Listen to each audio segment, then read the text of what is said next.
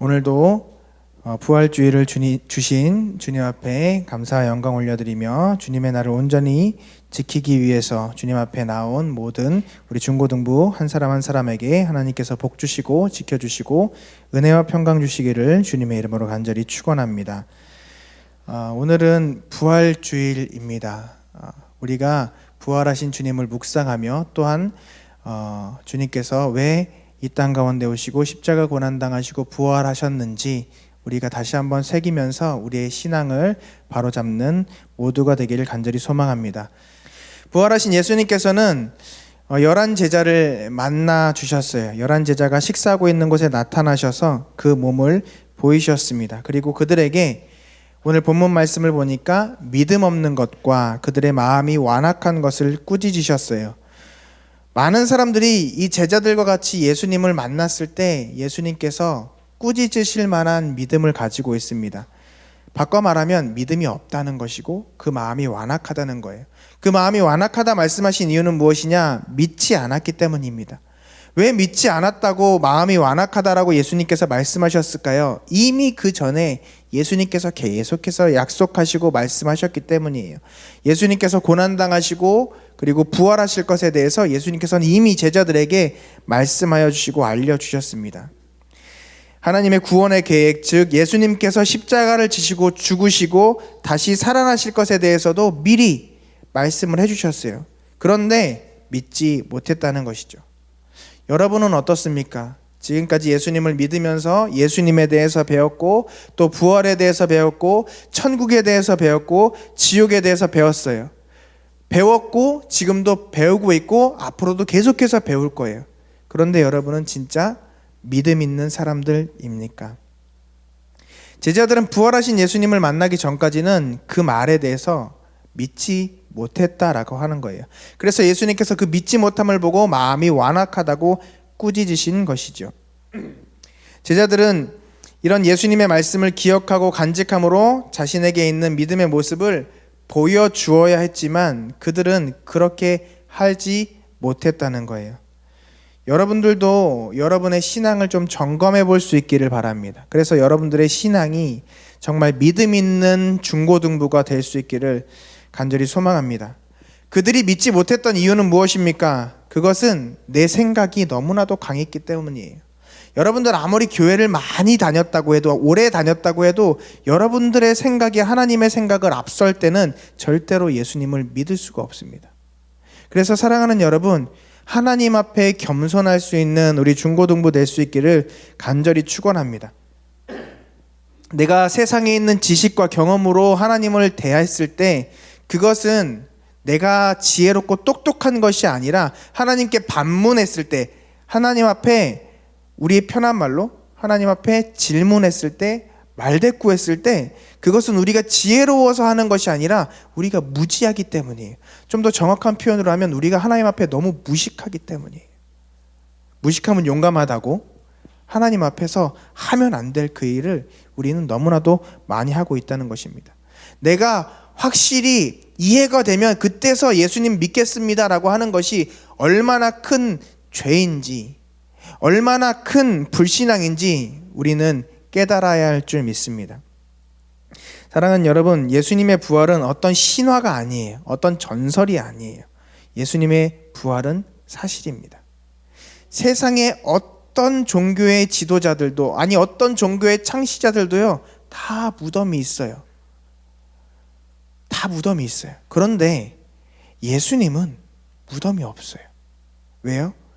성경 가운데 분명히 예수님께서 부활하셨다고 기록하고 있기 때문입니다.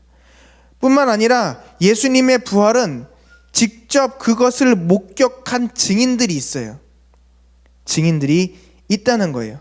말로만 부활의 이야기가 전해지는 것이 아니라 직접 그 예수님, 부활하신 주님을 보고 부활하신 주님을 만났던 자들이 있다는 것입니다. 그럼 그들의 이야기는 어떻게 믿을 수 있는가?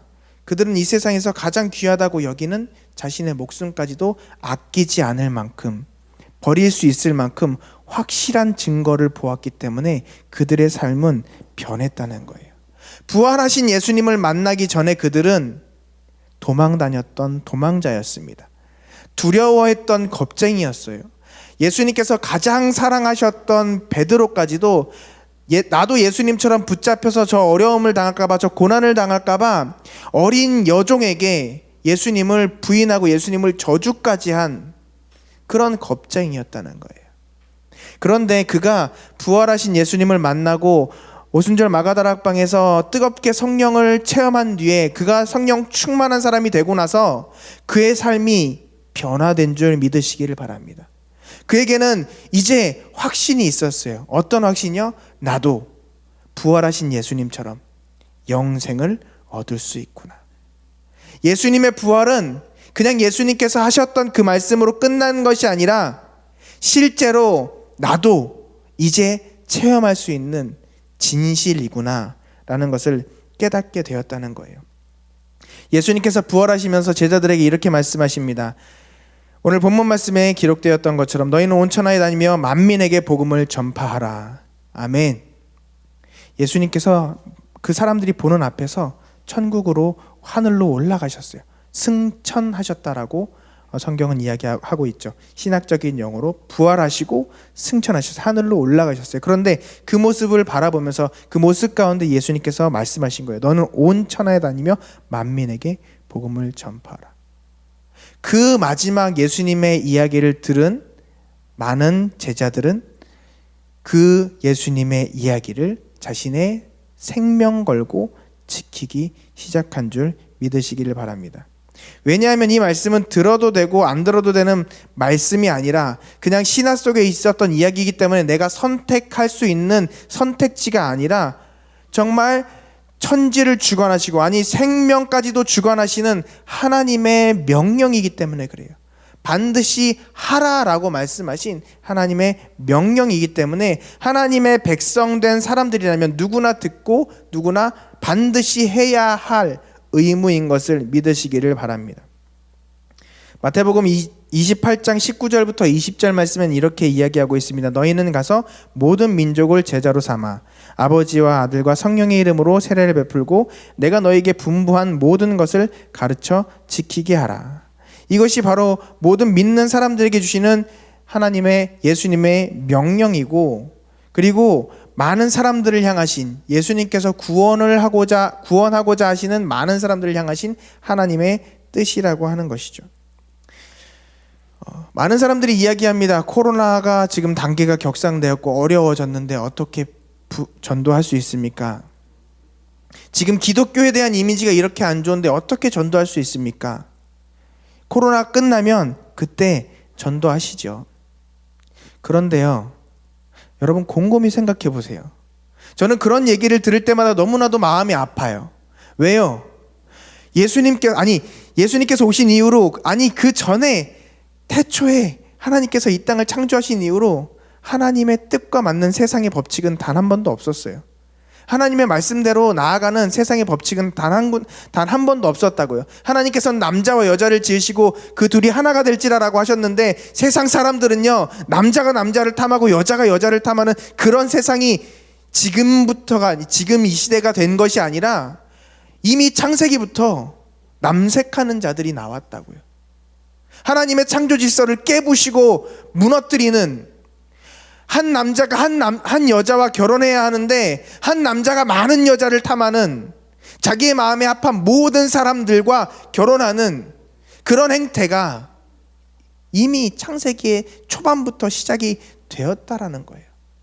생명을 소중히 하라라고 말씀하신 하나님의 그 말씀을 마음껏 깨부시는, 형제를 죽인 가인의 이야기부터 시작되지 않습니까? 사랑하는 여러분, 예수님께서 십자가에서 죽으시고 부활하신 이후에 초대교회가 과연 전도하기가 정말 좋은 환경 가운데서 전도를 할 수 있었을까요? 초대교회 시대는요, 그 이후로도 계속 예수님을 전하면 살 수가 없는, 내 목숨을, 내 생명을 내놓아야 하는 시기의 연속이었어요. 목사님, 지금은 안 그렇잖아요. 아니요, 지금도요, 저 북한에선 예수 그리스도의 이름 성경책 하나 들고 있는 것으로 생명을 잃을 수도 있는 그러한 상황 속에 있다고요. 저 이슬람이라고 하는 종교가 지배하는 그 땅에는요, 지금도 하나님의 말씀을 증거하면 쥐도 새도 모르게 죽임을 당하는 그런 시대가 지금 시대라고요. 지금 상황이라고요. 우리가 너무나도 편안하게 예수님을 믿고 있기에, 너무나도 쉽게 예수님을 만나고 있기에 지금은 편안한 시대라. 아니, 그래서 그 편안한 시대 가운데 지금 이런 코로나 때문에 어려운 환경들이 생겼다라고 이야기할지 모르지만 그 당시에는 정말 예수님을 증거하기가 더 어려운 시기였어요. 우리 생각 한번 바꿔볼까요? 지금 코로나 때문에 1대1로 사람을 만나서 우리가 증거할 수는 없지만 예수님을 증거하는 일은 쉽지 않아요. 맞아요. 그런데 여러분 친구 만날 때, 여러분 지금 친구들 만날 때 어떻게 만나나요? 제가 어렸을 때만 해도요, 핸드폰이 어디 있습니까? 집에 전화도 많이 없던 시대인데 집에 전화기 그냥 누르는 전화기 하나 있었거든요. 그럼 친구들 어떻게 만날까요? 그냥 여러분 놀이터라는 의미를 요즘 어떻게 생각하는지 모르겠지만 지금은 키즈카페인가요? 옛날에는 동네마다 놀이터가 있었어요. 아니, 놀이터가 없는 동네는 공터가 있었어요. 그 공터에서 맨날 만나는 친구들끼리 만났어요. 약속, 이따 저녁에 밥 먹고 봐. 몇 시라고 얘기도 안 해요. 이따 점심 밥 먹고 봐. 이따 봐. 그 한마디에 친구들은 그 장소에 가면 반드시 있었어요. 그래서 그 친구들과 항상 놀았어요. 그게 제가 어렸을 때예요. 근데 여러분은 그렇게 만나나요? 아니죠. 여러분 카카오톡 통해서 또는 뭐 페이스북 메시지를 통해서, 그죠? 만날 시간을 정하고 어디에서 몇 시에 언제 만나기로 약속하고 그리고 나서 만나잖아요. 아니, 그거 아니라도 영상통화로 이야기하고, 여러분 남자친구 여자친구를 만들면 어떻게 하죠? 계속해서 그렇게 카카오톡 메시지로 대화하고 교제하잖아요. 그런데 왜 전도는 하지 못하느냐라고 하는 거예요. 여러분 지금 얼마나 좋은 시대입니까? 여러분 학교 안 가고 줌으로 수업하잖아요. 여러분 우리 전도 축제 할 거예요. 세상에서 손가락질 할 거라고요? 아니요. 세상에서 절대 우리 손가락질 못하도록 만들 거예요. 아니, 코로나 단계가 더 격상해도요, 저는 전도 축제 할 거예요. 왜? 온라인이라는 것을 하나님께서 만들어 주셨잖아요. 이것을 통해서라도 예수 복음 증거해야만 하는 것이 저와 여러분들의 사명인 줄 믿으시길 바랍니다. 상황이 조금 풀리면 여러분 이 자리에 친구들 데리고 와서 함께 예배 드릴 수 있어요. 그렇게 복음 증거할 수 있기를 간절히 소망합니다. 저는 우리가 대면 예배로 이렇게 전환되게 되었을 때 여러분들이 100% 우리 예배에 참여한 것에 대해서 너무 감사해요.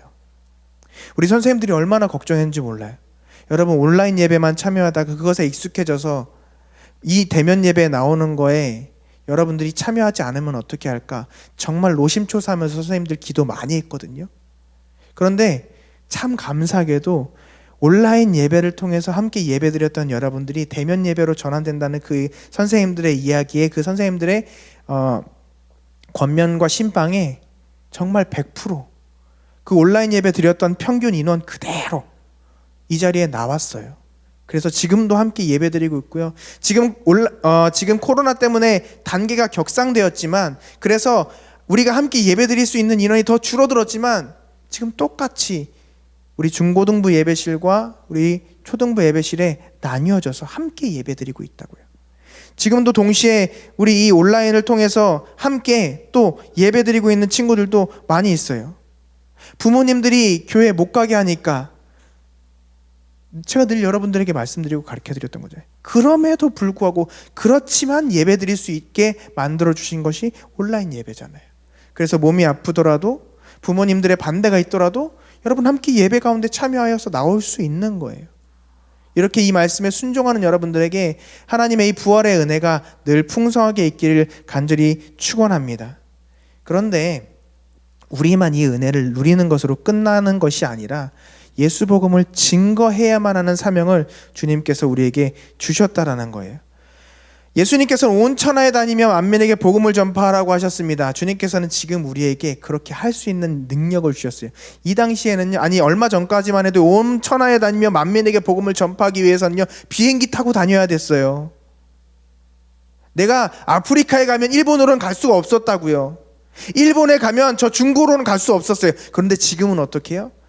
지금은 여러분, 중국에 있는 친구, 저 말레이시아에 있는 친구, 저 과테말라에 있는 친구, 저 땅 끝에 저 지구 반대편을 뚫고 내려가야 나오는 브라질에 있는 친구까지도 지금 여러분들 복음을 증거할 수 있어요. 어떻게 해요?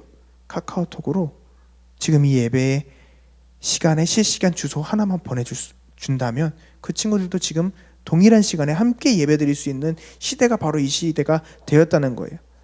예수님께서 주신 그 온 천하에 다니며 복음을 전파하라는 그 이야기를 우리가 마음만 먹으면 순종하며 할 수 있는 시대가, 너무나도 할 수 있게 된 시대가 지금 이 시대라고요.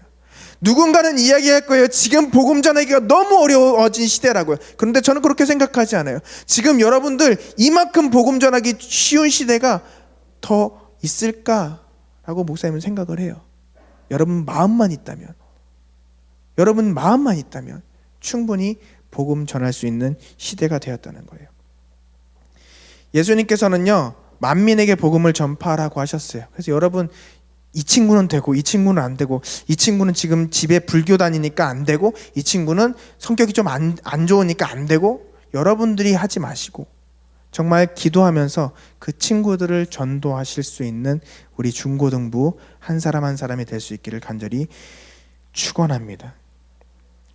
셋째는요, 예수님께서 복음을 전파하라고 하셨어요. 전파하라고. 여러분, 전하는 거예요. 이 친구가 들을 거니까 안 들을 거니까 여러분 판단하지 마세요. 왜 여러분이 복음을 증거하는 것에 대해서 저 사람은 될 거야, 이 사람은 안 될 거야 판단하시나요? 복음을 전하라고 했으면 그냥 기도하고 복음 전할 수 있는 우리 모두가 될 수 있기를 간절히 소망합니다. 사랑하는 여러분, 오늘은 부활주일이에요. 목사님이 짧게 좀 말씀을 마무리할 거거든요. 왜 부활주일을 우리가 날마다 기억하는지 여러분 기억했으면 좋겠어요. 우리가 전에 목사님이 얘기했지만 주일날 이외에 안식일에서 주일날 예배를 드리는가? 예수님께서 부활하신 날이 십자가에서 못 박혀 죽으시고 그리고 3일 만에 부활하신 날이 주일날이기 때문이에요. 우리는 십자가에 못 박힌 예수님을 믿는 사람들이 아니라 부활하셔서 지금도 살아계신 예수님을 믿는 사람들이라고요. 예수님께서 왜 부활하셨을까요? 왜 이 땅에 오셨고, 왜 십자가의 고난을 당하셨고, 왜 부활하셨고, 왜 승천하여서, 왜 하나님 보좌 우편에서 지금도 우리를 위하여 간구하고 계실까요? 바로 우리를 구원하시기 위함인 줄 믿습니다. 우리 따라해 볼까요? 우리를 구원하시기 위해서. 다시 한번, 우리를 구원하시기 위해서. 나만 구원하시기 위해 하신 것이 아니라 우리 모두를 구원하시기 위해서예요. 그럼 여러분, 제가 다시 한번 여쭤보겠습니다. 우리는 진짜 구원받은 백성인가요? 여러분, 진짜 구원받은 백성인가요? 그렇다면 구원받은 백성다운 삶을 살아가고 있나요? 주님의 명령을 따라서 만민에게 복음을 전파하고 있나요? 다시 한번 질문할게요. 저도 지금 여러분들에게 전도하는 거예요. 전도하는 게 어려운 게 아니라고요. 예수님 진짜 믿고 있습니까? 여러분, 지금이라도 예수님께서 여러분 부르시면 천국문에서 기쁘게 예수님을 다시 만날 수 있으시겠습니까? 여러분은 믿어지십니까? 오늘 본문 말씀에 이렇게 증거하고 있어요. 믿는 자에게는, 예수님을 믿는 사람만이, 예수님이 구원자임을 확신하는 사람만이 구원받는 사람이 되는데, 믿는 자에게는 이런 표적이 따르리니라고 성경은 이야기하고 있다고요. 믿는 자에게는 증거가 나타납니다. 여러분들의 삶 가운데 증거가 나타나고 있냐는 거예요. 여러분을 공격하는 귀신들이 예수 그리스도 이름으로 여러분들이 기도할 때 떠나가기를 주님의 이름으로 축원합니다. 여러분들 그렇게 귀신을 쫓아내는 능력을 받았습니까? 그것을 사용하고 있으십니까? 어둠의 세력들이 떠나가기를 예수 그리스도의 이름으로 기도하고 계십니까? 진짜 믿음 있는 자들이 되기를 간절히 소망합니다. 새로운 방언을 하며, 여러분의 삶 가운데에도 방언의 은사가 나타날 수 있기를 간절히 소망합니다. 여러분 혹시 방언 기도 하실 수 있는 분들 얼마나 계세요? 여러분 그 방언 기도를 방언 기도를 받게 해달라고, 정말 하나님 신령과 진정으로 기도할 수 있는 그런 방언의 은사를 나에게 달라고 여러분 그렇게 간절히 기도하고 계신가요? 그렇게 기도해 보셨나요? 왜 말씀 가운데 이야기하고 있는데 여러분들은 구하지 않고 계시나요? 세상 사람들이 부정적인 언어를 할 때 여러분들은 믿는 자들의 긍정적인 언어가 여러분들의 입술 가운데 나오나요? 영적인 방언뿐만이 아니라 여러분들의 삶 가운데 여러분들의 언어의 생활이 변화가 되었냐고, 새로운 방언이 나오냐고요. 부정적인 이야기를 할 때 많은 사람들이 이 교회 안에서도 지금 전도할 수 없는 시기라고 하는 이 부정적인 이야기를 할 때 여러분들 입술 가운데는 아니요, 지금이 전도할 수 있는 최적의 기회입니다 라고 하는 그런 긍정적인 이야기들이 나오냐는 거예요. 뱀을 집어 올리며 무슨 독을 마실지라도 해를 받지 아니하며. 여러분, 말씀처럼 마귀들을 두려워하는 것이 아니라 그들이 꼼짝 못하게 되기를 주님의 이름으로 소망합니다. 여러분들 뱀을 집어 들어 올려야 돼요. 마귀 사탄을 집어 들어 올리고 그들이 꼼짝 못하도록 우리가 그들을 휘어잡아야 된다고요. 그들에게 두려워서 덜덜 떠는 것이 아니라, 귀신이 무서워서 덜덜 떠는 것이 아니라, 오히려 예수 그리스도의 이름으로, 예수 그리스도의 이름의 능력으로 그 악한 사단 마귀들을 손으로 우리가 휘어잡을 수 있을 만한 하나님의 주신 그 능력이 우리에게 있어야 한다는 거예요. 그게 믿는 자들에게 나타나는 표적이라고요. 사랑하는 여러분, 예수의 이름으로 기도할 때 병이 낫게 되는 역사가 나타나게 될 줄 믿습니다. 치유의 은사, 우리의 육신의 치유뿐만이 아니라 마음의 치유, 영혼의 치유까지도 여러분들을 통하여 일어날 수 있기를 간절히 소망합니다. 사랑하는 여러분, 많은 사람들이 이야기를 해요. 이제 이런 특별한 일들은 사라졌다고요. 지금은 더 이상 부흥의 시대가 아니라고요. 이제 이 세대는 희망이 없다고요. 그런데 저는 그렇지 않아요. 저는 지금도 하나님의 역사하심을, 하나님의 이렇게 특별하고 강력하게 역사하심을 체험하거든요. 지금도 예수 그리스도 이름으로 기도할 때 많은 병들이 치유함 받게 되고요, 예수 그리스도 이름으로 기도할 때 악한 영들이 떠나가게 되고요, 귀신들이 물러가는 역사가 지금도 나타나고 있다고요. 전도하기 너무 어려운 시기라고 하는 이 시기에 부흥하는 교회들이 있어요. 성장하는 교회들이 있어요. 더 많이 모이는 교회들 분명히 있어요. 다음 세대는 이제 희망이 없다라고 하는 이 시대 가운데 젊은 청년들이, 그리고 젊은 학생들이, 어린 학생들이 더욱 풍성하여지며 더욱 강력하여지며 더욱 많아지는 교회들 있다는 거예요. 지금 우리 부산 영락교회도 마찬가지예요. 제가 늘 체험하고 있어요. 여러분도 그 사람들 가운데 한 명이에요. 지금 출석률이 막 떨어지고 교회 학교가 없어지고 있는 이 시기에 여러분들은 지금 계속해서 더 많은 숫자들이 모여가고 있잖아요. 우리 중등부, 우리 고등부 친구들 그대로 함께 나와서 예배드리고 있잖아요. 새로운 친구들이 들어오고 있잖아요. 제가 작년에 이 청년부 맡았을 때도 똑같은 일들이 일어났어요.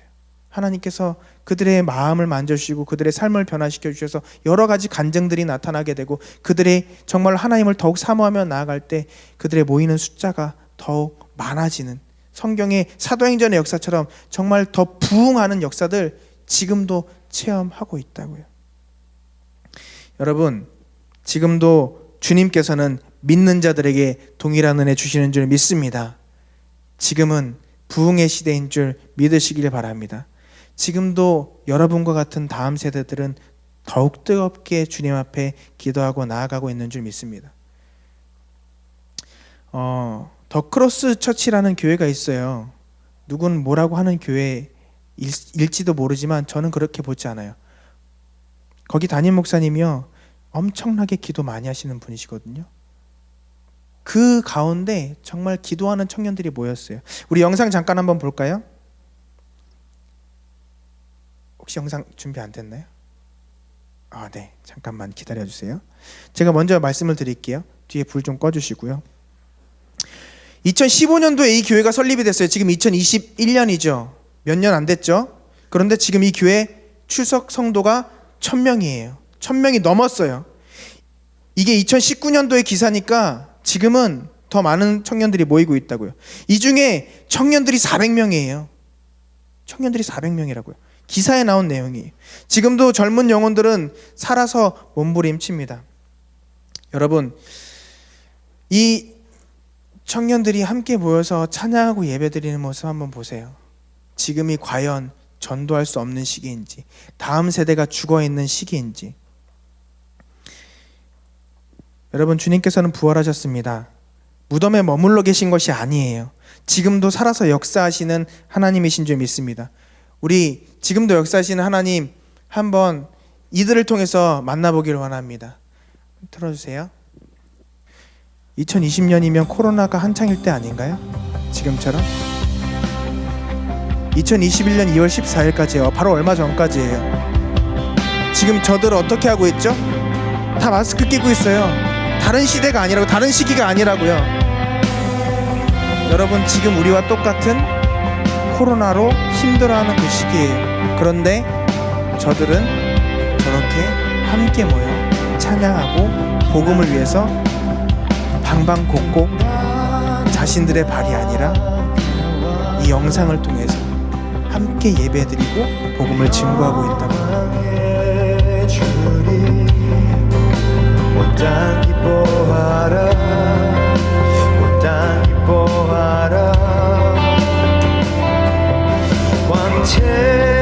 광채옷 입고.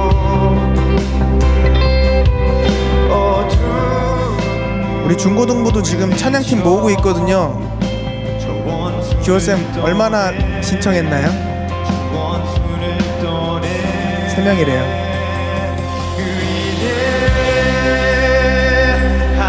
왜 저 더크로스 교회는 되고 우리 중고등부는 안 될까요? 아니에요. 여러분들이 저렇게 찬양하며 복음 전하는 자들이 되기를 주님의 이름으로 축원합니다. 우리 중등부 고등부가 우리 부산영락교회를 정말 다시 한번 새롭게 일으키는 부흥의 불길로 세워갈 수 있는 믿음의 공동체가 되기를 원합니다.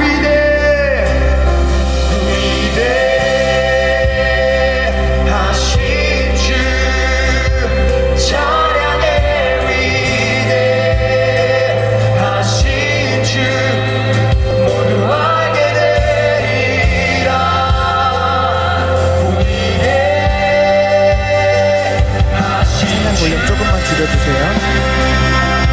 말씀 좀 마무리하고 우리 같이 좀 기도하려고요. 영상 계속 틀어주시고요. 여러분, 세대는 분명히 어두워요. 그런데 죽음 가운데 부활이 있는 거예요. 아멘. 여러분, 어둠 가운데 빛이 있는 거예요. 지금 어둡기 때문에 이 빛이 더 빛나는 거예요. 어두울수록 빛은 더 밝게 빛납니다. 지금 이 힘든 시기 가운데, 이 어두운 시기 가운데 여러분들이 더 밝게 빛날 수 있는 시기인 줄 믿으시기를 축원합니다. 지금 우리 주님은 무덤에 머물러 계시지 않아요. 부활하셨어요. 지금도 살아서 지금도 역사하고 계신 살아계신 주님이신 줄 믿으시기를 바랍니다. 우리 그 주님을 정말 찬양하고 증거하며 살아나가는 우리 부산영락교회 중고등부 한 사람 한 사람 모두가 될 수 있기를 간절히 소망하는 마음으로 우리 주의 이름 한번 크게 외치면서 우리 함께 기도하고 찬양하실 분들은 함께 결단하며 찬양하며 나가겠습니다. 주의 이름 한번 외치며 통성으로 기도합니다. 주여!